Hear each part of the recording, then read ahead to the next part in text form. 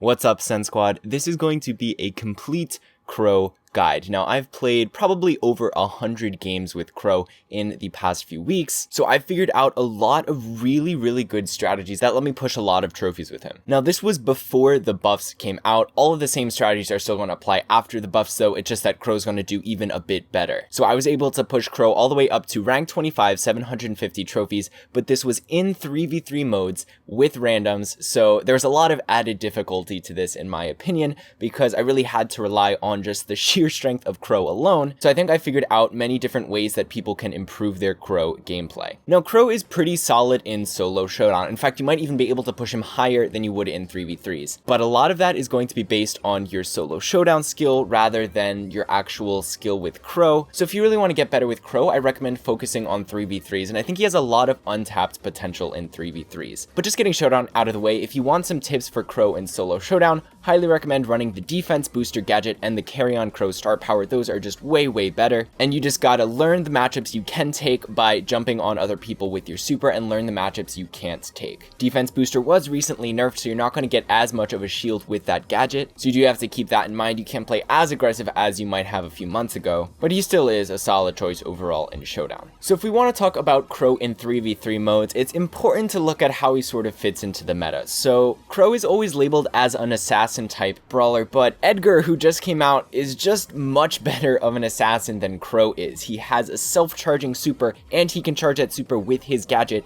and their supers basically do the same thing. Edgar just has more survivability with his healing and higher health to begin with, and he just does a ton more damage. He has insane DPS. So he really outclasses Crow completely in terms of fulfilling that assassin archetype. So if you ever try to play Crow like an assassin in 3v3 modes, he's going to feel a lot worse than Edgar, because he just is. And later I'll talk about everything that makes Crow better than Edgar in certain aspects that you can really take advantage of. But another thing to mention about the meta is that Byron does a lot more DPS, and he does the same type of damage, long range poison damage. So Crow is also sort of outclassed in that sense. If you're just trying to have a lot of DPS while simultaneously poisoning your opponents, Byron is just going to do so much more damage than Crow is, because each of his attacks is going to do a lot more at a long range. So because Crow is sort of outclassed in all these different areas, you really have to capitalize on the things that makes Crow different from other brawlers. So this boils down to like 3 things. Like I said, you have this assassin-like super that lets you jump on your opponents, and you do want to use that when you can, but you don't want to play Crow like an assassin because he's going to get outclassed by other assassins. And if you want to play well, you're likely not going to use your super immediately when you get it. You only want to use it when you have the opportunity to get safe kills on brawlers that are isolated with low health, or brawlers that just can't do too much damage to you and you know you're going to be able to come out on top against. Now, another thing that makes Crow stand out is that he can keep opponents poisoned for a really long time. Byron does do more poison damage per second, but he only poisons opponents for 2 seconds. But Crow actually lets you poison your opponents for 4 full seconds. So that's going to really help deny your opponents from healing up naturally, and so you want to capitalize on this heal denial. And if you just slowly apply pressure as Crow, your opponents aren't going to be able to heal up, and they'll slowly trickle down in their health, and they'll have to constantly retreat, and then your team can push up. And then once your opponents finally heal up, if they ever get to do that, you can chip them down again slowly with your poison, and they're not going to be able to heal up, and then once again they'll be forced to retreat or just keep taking damage from you. And every time they retreat, your team can push up farther, and you just keep doing that and gaining a lot of control of the field. And then the third thing that makes Crow really different from other brawlers in the meta is his gadget slowing toxin. This gadget is, in my opinion, a lot better in 3v3 modes, and it's a really good gadget. So you can slow down your opponents for 5 seconds as long as they're poisoned when you tap the gadget. And this gadget, I think, alone is what makes Crow somewhat viable in these 3v3 modes. 5 seconds is a really long amount of time for your opponents to be slowed. And keep in mind, this was double the slow time since the gadget was first released. It's been buffed 100%, and it honestly hasn't been talked about much. So I think this gadget is really the key that makes Crow's kit complete. So based on these differences, we can sort of think about a general strategy that you want to adopt when playing Crow. So what you want to do is stay back and play safe and consistent. You want to make sure you constantly have ammo if you're at long range, you never want to use all your ammo at once for two reasons. Because if you're out of ammo, then you're not going to have enough DPS to survive if someone like an Edgar or a Mortis jumps on you. And you actually can win 1v1s against them if you are prepared for it. But if you use all your ammo, you're not going to have any damage to deal with those sort of threats. And also, if you use all your ammo at once, then you're not going to get as much value out of your poison. Because if you wait and spread out your attacks more and wait even just a second or 2 seconds in between your attacks, you're going to delay the poison damage on your opponents. And so it's going to keep them poisoned for longer, and they're not going to be able to heal for a longer period of time. So you want to slow down just a bit and spread out your attacks. It's going to give you the option to have a lot of DPS at close range if you need it, and it's going to deny your opponents more healing. And so you sort of want to play like this safe and consistent method of just chipping from a long range and focusing on control the entire match. You don't want to play Crow like an assassin. You want to play him in order to gain control of the map. And you do that by denying your opponents their healing and by slowing them down at the perfect time. So I guess it's a good time to talk about what is that perfect time to use the slowing toxin gadget. And so there are several situations when you want to use this gadget. Keep in mind you only have 3 uses per match, so you definitely want to practice a couple times with this gadget to really get a feel for when is the most valuable time to use this gadget, because it does get a lot of value if you use it right. So when your teammates might have died and your opponents are pushing up a lot, if you're playing Brawl Ball, if your opponents are about to score, or they're just about to gain a lot of ground and control, that's a great time to use your gadget. This is a more defensive use, and it just dramatically slows them down. They can basically only move a few tiles in those 5 seconds, so you're buying a ton of time for your team to respawn and gain back control of the center and prevent any sort of push your opponents are preparing. But then of course you can also use this gadget offensively. So if you're just sort of laning individually, your team's mostly at full health and you're spread out, that's actually a pretty good time to use your gadget as long as you have 2 people poisoned. So you'll typically have the one person that you're sort of individually fighting against, but then right before you think you want to use your gadget, it's good to slightly switch lanes and just get one shot off on someone else, and that way once you have 2 people with the poison on them, you can activate your gadget, and that's 2/3 of your opponent's team who are slowed down for the next 5 seconds, and then your teammates will usually take that opportunity and you can pull off a team wipe because your opponents can't really dodge any shots, so you just get a bunch of free damage on them.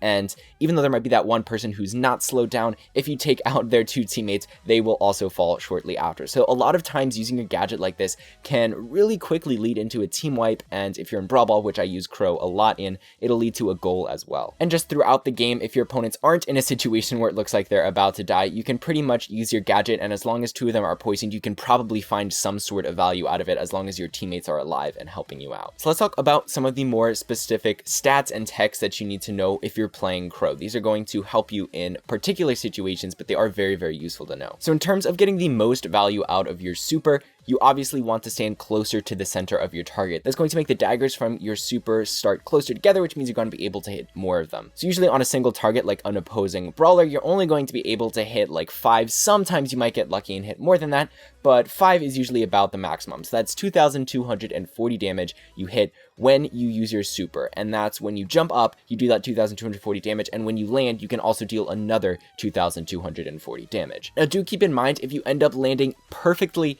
in the center of your opponent's hitbox, you actually do no damage. So all the daggers essentially spread out, but they don't start from the exact center, so they essentially spawn outside your opponent's hitbox right from the start. So you're going to do no damage, but honestly it's very precise and it's hard to actually do that, so you don't really want to do anything to avoid this. It's kind of just inevitable, it'll happen now and again, but do keep in mind that it can happen. Now although Crow doesn't have much damage, he has a pretty solid burst damage potential with his super. So if you do 3 attacks right in a row on an opponent, you're going to be hitting 3 daggers with each of them as long as you're at close range. So that's 448 damage per dagger times 9 daggers is 4,032 base damage that you're going to be dealing with your 3 attacks. And if you let the 4 seconds of poison tick out as well, that'll give you an extra dagger worth of damage. So that's going to be 4,480 total damage that you can just deal on an opponent in a quick period of time. Now, if you also use your super to land on them, so you're going in for the attack with your super, then you can deal about 2,240 damage with your super. So you add that on, and that's 6,720 burst damage that you can do. Now, if they're attacking you like a Mortis or an Edgar, you can actually get damage from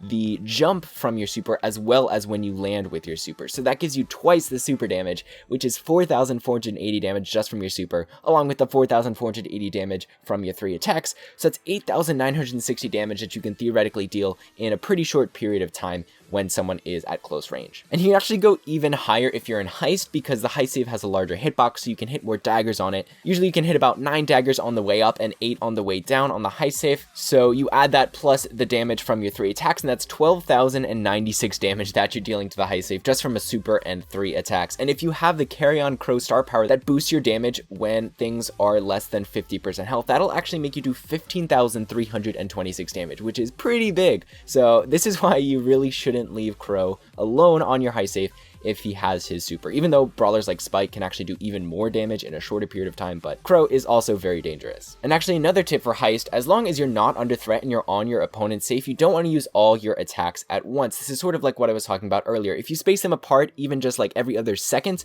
you're going to get an extra tick of poison in between your attacks, and so that's going to add an extra 2 ticks of 112 damage each after you've used your 3 attacks, because you're allowing the poison to spread out over a longer period of time. Now, another situation you're going to encounter a lot is when an Edgar or a Mortis jumps on you, and this is a very important situation that you need to know how to respond to.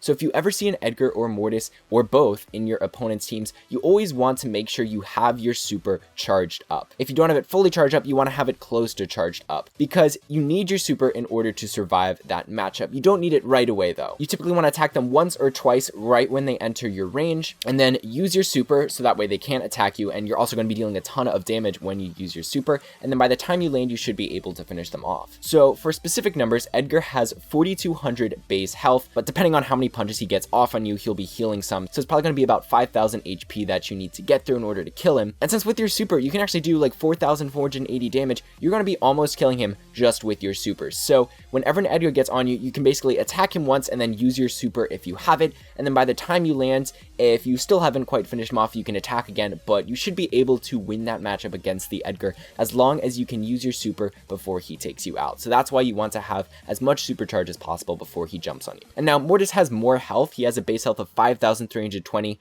or even if he hits you with his super before he gets onto you, then you might have to go through 6,895 HP, but Mortis attacks a bit slower, so you do have a bit more time with Mortis than you do with Edgar. So usually here you have enough time to do 2 shots and then use your super, whereas with Edgar, he would probably kill you before you can even use your second shot. But 2 shots and a super is going to add up to just enough damage to kill him. If you end up missing a few daggers here and there and you land and he's still not dead, you can always attack a couple more times, because sometimes he can dodge a bit of damage by dashing far away from you, but if he does that, then he's not in range of attacking you anymore, so you're not under threat, so you can just chip at him from far away like you would otherwise in that situation. And then the final thing you want to keep in mind in terms of numbers when you're playing Crow is how much burst damage you can do whenever you're defending the goal in Brawl. This situation is going to happen a lot. Sometimes your teammates just both die and you're left to defend the goal alone. You don't have your gadgets maybe to slow down your opponents, or maybe you do, but it's still important that you do as much burst damage as possible on the person who has the ball. You want to kill them before they have the opportunity to score that ball. So in this situation, what you want to do is always use your super last. The goal is basically to use the jump up damage from your super to completely kill them, so that way they can't kick the ball under you by reacting and waiting until you've used your super, because they'll already be dead when you activate your super. Unless there's a teammate who is just respawning behind you, in which case you can just super first, so that we can get as much damage on as early as possible and then use all your attacks.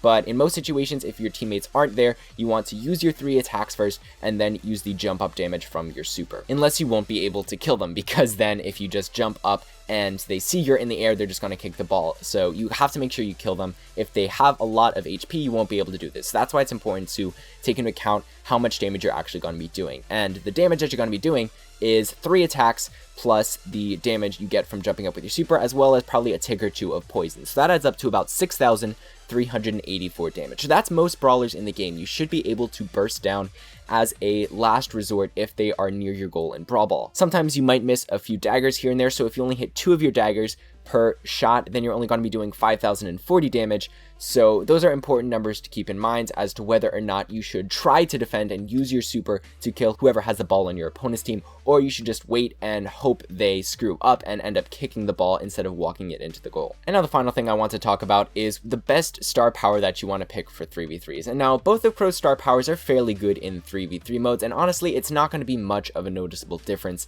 if you switch between the two. That's why I left it at the end, because it's not all that important. But I do think Carry On Crow is actually better, and that just just because carrying Crow has better numbers overall. The description of the star power is very ambiguous in my opinion. It says it adds 120 damage to your attack, but it actually adds 120 damage per dagger, and it also adds damage to the poison that activates after you hit people with your attack. So you're getting 30 extra damage per tick of poison and 120 damage per dagger added to the original damage, which is just a straight 26.7% damage buff to Crow. Every single part of him that deals damage is getting buffed 26.7% as long as your opponents are less than half health. And I think that's really good. I tend to play Crow a lot in Brawl Ball, and like I was just talking about, finishing off your opponents right before they can score the ball on your goal is a pretty important part, and it's gonna come up a lot if you're playing with randoms and they die easily and you're gonna be left alone. So I think that extra damage is usually gonna get a bit more value than reducing your opponent's damage, especially since reducing your opponent's damage is by a lesser percentage, only 20% as opposed to 26.7%. But like I said, they're very similar, so if you only have one or the other star power unlocked, you still should be able to push just as high with Crow.